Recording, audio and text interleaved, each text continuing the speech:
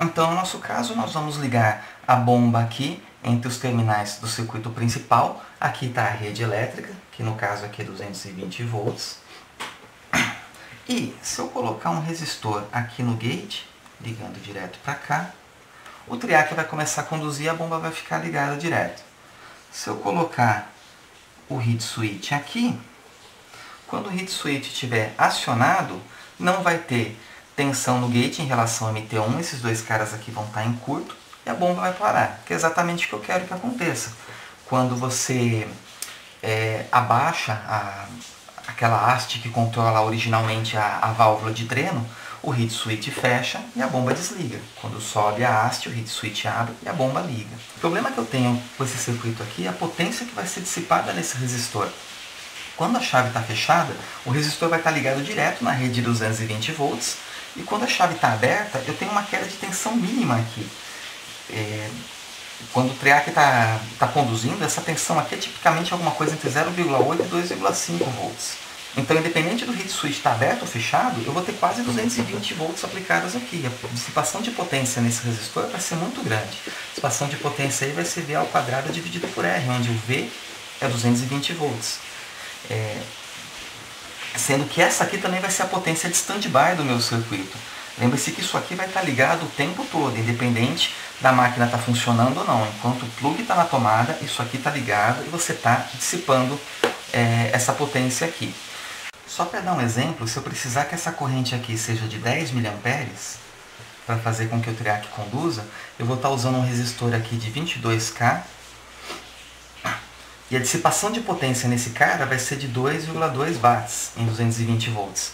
Ou seja, eu vou estar jogando fora 2,2 watts o tempo todo enquanto essa máquina estiver funcionando, e vou ter que usar um resistor relativamente grande aqui para dissipar essa potência. Na prática nunca se faz isso, né? O que a gente faz aqui é, no lugar de usar um resistor, como nós estamos trabalhando em corrente alternada, usar um capacitor.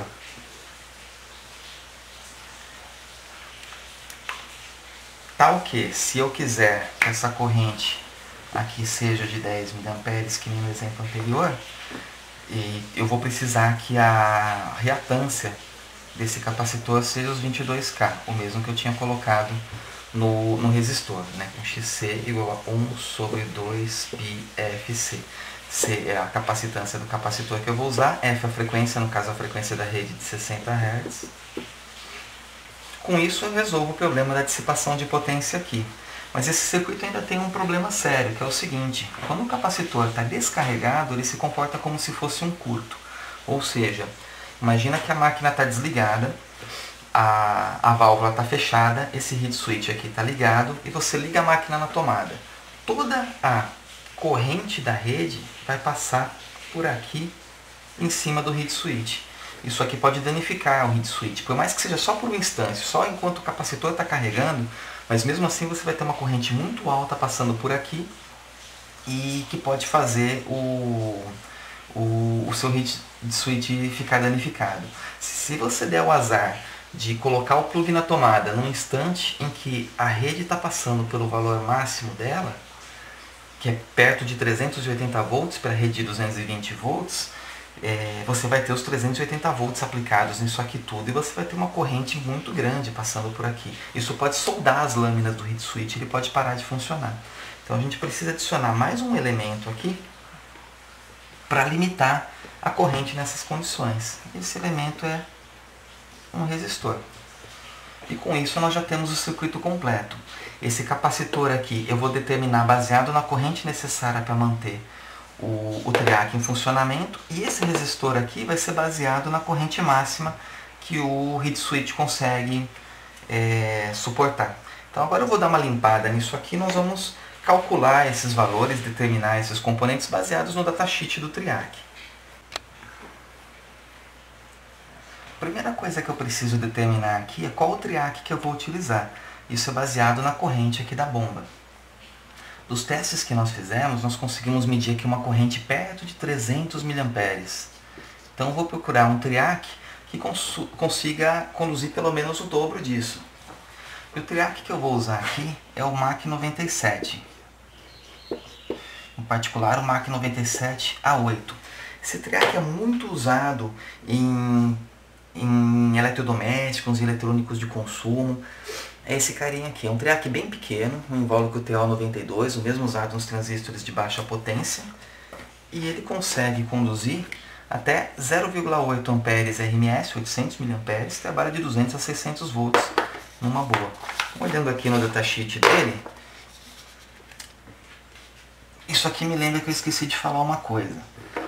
Conforme a gente havia falado, o triac pode ser disparado por uma corrente de gate, tanto nesse sentido quanto nesse sentido, e pode conduzir uma corrente nos terminais principais, tanto nesse sentido quanto nesse aqui.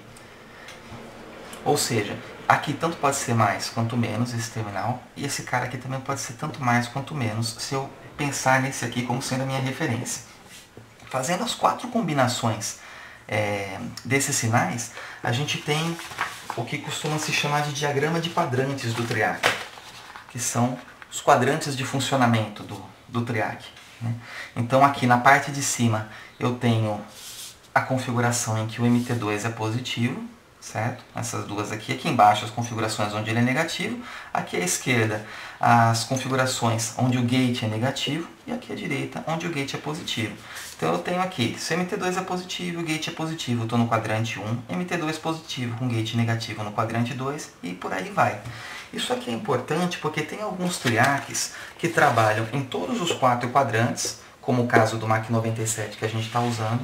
Tem alguns que só trabalham nos quadrantes ímpares, ou seja, eu só consigo fazer com que o triac conduza essa corrente nesse sentido quando eu coloco uma corrente no gate nesse sentido, ou ao contrário, essas duas correntes têm que estar em fase, que é o caso do antigo TIC 226, um triac muito antigo que só trabalhava nesses 2 quadrantes. E hoje em dia tem triacs de 3 quadrantes, que só não trabalham aqui no 4º quadrante. Esses triacs são usados para cargas indutivas fortes, para impedir que o triac dispare acidentalmente por causa da corrente que volta quando o campo magnético da carga se colapsa. Mas são triacs um pouco mais especializados. Os mais comuns são os de 2 quadrantes, que só trabalham no quadrante 1 e no 3, e os de 4 quadrantes, que nem esse aqui. Para uma aplicação que nem essa, a gente não precisa se preocupar, porque a corrente de gate e a corrente do circuito principal são ambas derivadas da rede elétrica. Elas sempre vão estar em fase e o triac sempre vai trabalhar só no quadrante 1 e no quadrante 3. E todo o triac trabalha nesses 2. Né? Mas se você for usar um triac num circuito que é acionado por um microcontrolador, dependendo de como você for fazer o acionamento, você precisa se preocupar com isso e às vezes usar um triac de 4 quadrantes. E é por isso que esse datasheet aqui tem todas essas correntes. Ele mostra as correntes, os parâmetros deles separados por quadrantes, né? Se a gente observar aqui, dos quadrantes que a gente vai estar trabalhando, que são só o primeiro e o terceiro, a gente pode tirar aqui do datasheet que a nossa corrente de gate é tipicamente 1 ou 2 mA, dependendo aqui do quadrante, mas no valor máximo 5 mA, vou colocar aqui 5 mA, certo?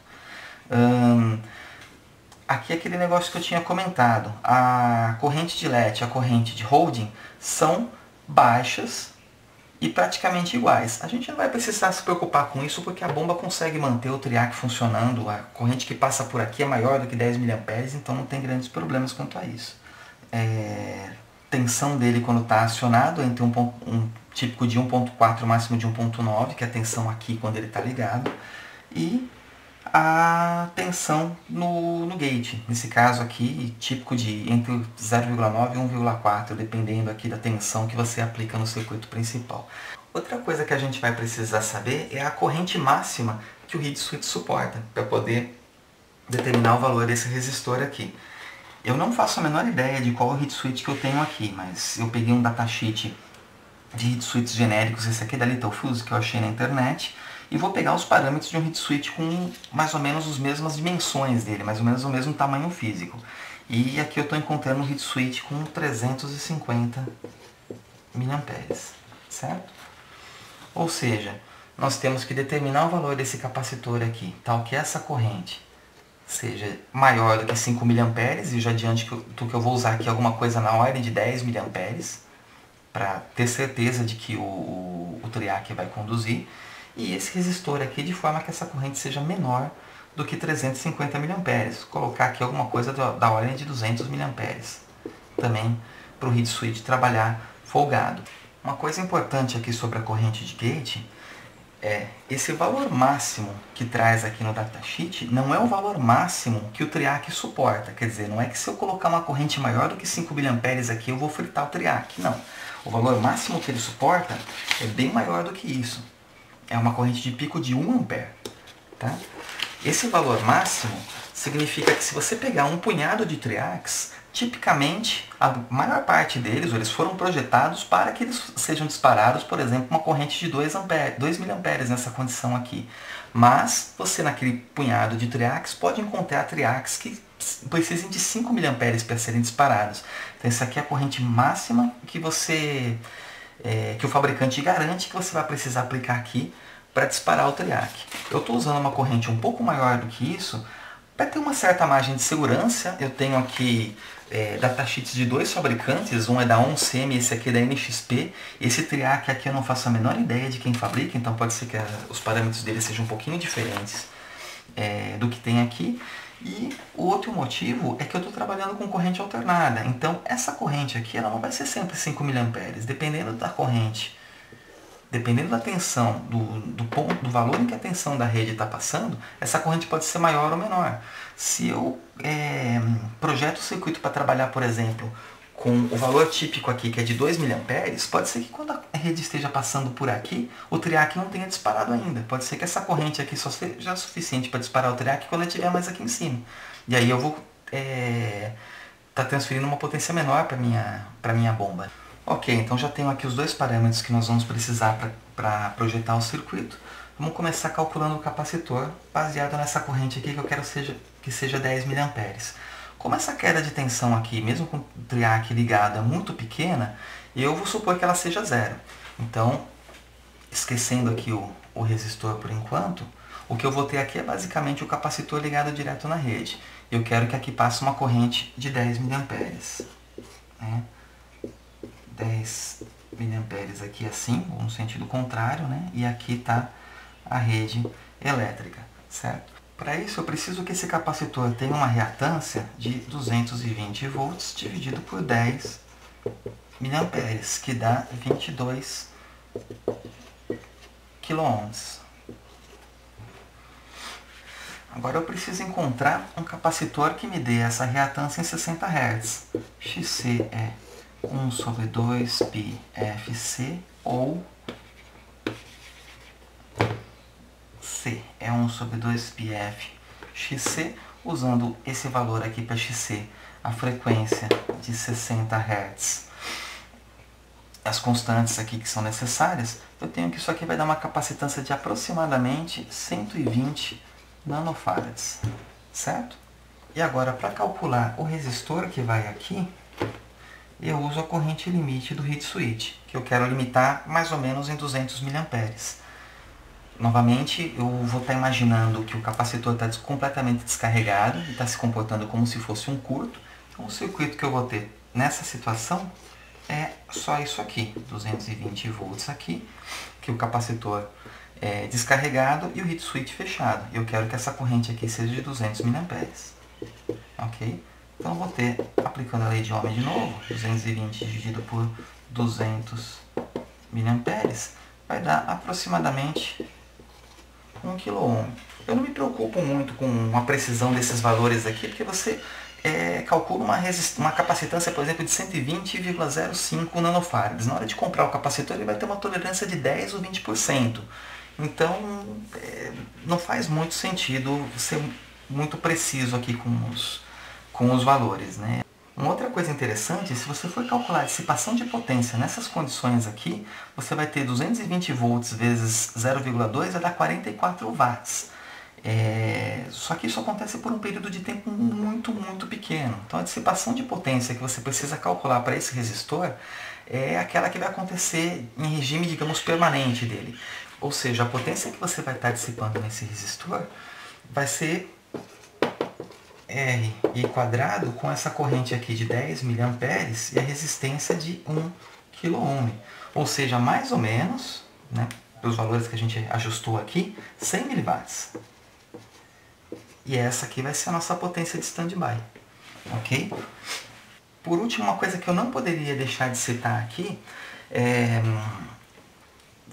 por que na hora de calcular a corrente do triac, eu não levei em conta o resistor. Eu falei, pô, mas o resistor não está em série com o capacitor? A reatância desse capacitor não vai ser 22 kΩ, e agora eu vou somar 1 kΩ, não vai dar 23 kΩ? Isso é uma coisa que eu tenho visto muito em vídeos da internet, e é uma coisa que não está certa, que muita gente faz errado e fica por isso mesmo. Quando eu tenho em corrente alternada um capacitor e um resistor, se esse cara aqui, por exemplo, é de 22 kΩ, que nem no nosso caso, e aqui de 1 kΩ, né? Essa aqui é a reatância, né? Lógico, essa aqui é a resistência. A impedância desses caras em série não vai ser em quilômetros, né? 22 mais 1, que é igual a 23. Isso está errado. Vai ser 22 ao quadrado mais 1 ao quadrado, raiz quadrada disso tudo, que vai dar 22 e um pouquinho. É por isso que eu não levei o resistor em conta na hora de calcular essa corrente aqui, porque a contribuição dele para essa impedância é muito pequena, certo? Finalmente chegamos à versão final do circuito de controle. Aqui eu incluí um fusível. Eu acho legal colocar um fusível nesse tipo de circuito, lembrando que isso aqui vai ficar ligado direto, quer a máquina esteja funcionando ou não. Enquanto o plug estiver na tomada, vai estar passando corrente por aqui. Como um circuito que é alimentado pela rede elétrica, eu acho bastante importante colocar um fusível ali. O resistor, apesar da gente ter calculado que a potência dissipada nele seria da ordem de 100 mW, eu coloquei aqui um resistor bastante superdimensionado. Estou sugerindo aqui que se coloque um resistor com dissipação de meio watt, também por isso, por ser um circuito que vai ficar ligado direto. Se você for montar esse circuito num lugar onde a rede é de 127 volts, você pode aumentar esse capacitor aqui para 220 nanofarads. Eu sugiro que você troque também o triac, que a bomba de 127 volts provavelmente vai ter a mesma potência da bomba de 220, então a corrente dela vai ser maior. E aí talvez o MAC 97 não dê conta. Um que você pode usar é o BT134, que já é um triac bem maior. Não me lembro qual era o limite de corrente desse cara, mas eu acho que ele deve aguentar numa boa pelo menos 5 amperes. Você não deve ter problema com isso.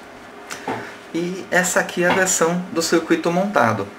Eu montei numa plaquinha padrão, porque eu acredito que isso não vai ser definitivo. Eu realmente gostei bastante dessa máquina, e é possível que num futuro não muito distante eu resolva fazer mais algumas automações nela. Tipo, automatizar o processo de entrada e de saída de água, transformar ela quase que numa máquina de lavar roupa automática. Então, montei numa plaquinha padrão aqui sem muito capricho. Aqui está o capacitor. Eu não tinha um capacitor de 120 nanofarads, estou colocando aqui de 150, tensão de 275 volts. Esse aqui é um capacitor de polipropileno, daqueles que a gente usa geralmente em circuitos de filtragem de transiente. É um capacitor de segurança de classe X. Mas você pode usar um capacitor de poliéster normal. Eu usei esse aqui porque era o único que eu tinha. Aqui está o resistor de 1K.